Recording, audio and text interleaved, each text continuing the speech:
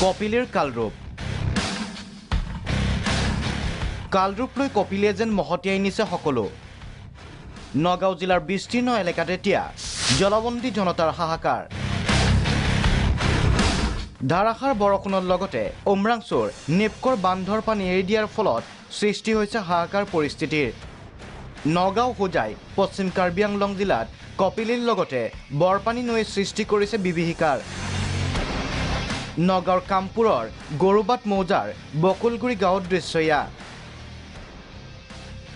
বিপদ সংকুলভাৱে টুলুঙা নাৱত উঠি গাঁওখনত জলবন্দী জনতাৰ কাষত উপস্থিত হ'ল প্ৰাগ নিউজৰ কেমেৰাত বন্দী হ'ল সগৰা পানীৰ মাজত অসহায় জনতাই কৰা জীৱন সংগ্ৰামৰ মৰ্মস্পৰ্শী ছবি। চাওক কিদৰে এবুকু পানী ভাঙি কোনো ওখ স্থানৰ সন্ধান কৰিছে এইসকল লোকে। পানীৰ মাজত ঘৰৰ ভিতৰত আবদ্ধ হৈ আছে পৰিয়ালৰ সদস্যসকল। অসহায় চাৱনিৰে খিৰিকীৰে বাহিৰলৈ চাইছে পানীয়ে গৃহবন্দী কৰা এটি শিশুৱে। ৩ দিন ধৰি এই লোকসকল পানীৰ মাজত আবদ্ধ হৈ আছে যদিও উপস্থিত হোৱা নাই কোনো উদ্ধাৰকাৰী দল। SDRF বাহিনী হওক বা যিসমূহ উদ্ধাৰকাৰী দল আছিলে এই দলসমূহ ইতিমধ্যে আহি উপস্থিত হোৱাহি নাই। কিন্তু অন কেমেৰাত আপুনি দেখিছে এখন ভঙা চকীৰ ওপৰত তেওঁলোক পানীৰ আবদ্ধ হৈ আছে।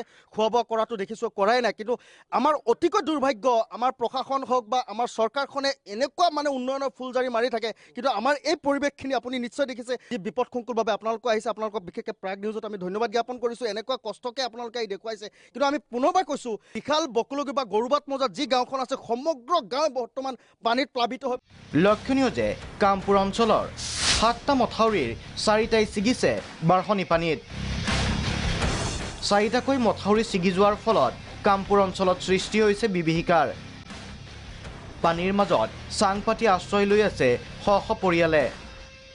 পানীৰ মাজত জুই ধৰিবলৈও ঠাই বিচাৰি পোৱা নাই বহু পৰিয়ালে। পানীৰ মাজত আবদ্ধ হৈ পৰিছে ৰোগীও।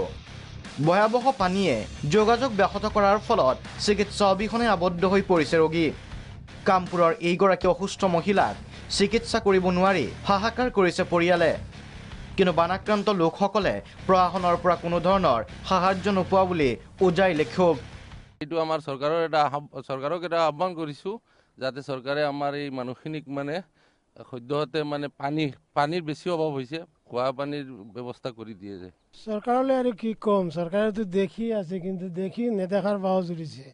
এতিয়া আমি আৰু কি কৰিম, চৰকাৰে যদি আমাৰ ফালে নাচায় তেন্তে আমি আৰু এনেই মৰিব লাগিব। বাঢ়নি পানীত দমকল পোত যোৱাত খোৱা পানীৰ বাবেও হাহাকাৰ কৰিছে বহু লোকে। আনহাতে বাঢ়নি পানীৰ কবলত পৰি হাতীকে ধৰি ভিন্ন বন্যপ্ৰাণীয়ে ওখ ঠাই বিচাৰি ঘূৰি ফুৰাত আতংকিত হৈ পৰিছে গাঁওবাসী। নগাঁৱৰ পৰা ভিডিঅ' জাৰ্নেলিষ্ট লক্ষ্যৰ সৈতে অজিত শইকীয়া আৰু পুষ্প চৌধুৰীৰ ৰিপৰ্ট, প্ৰাগ নিউজ।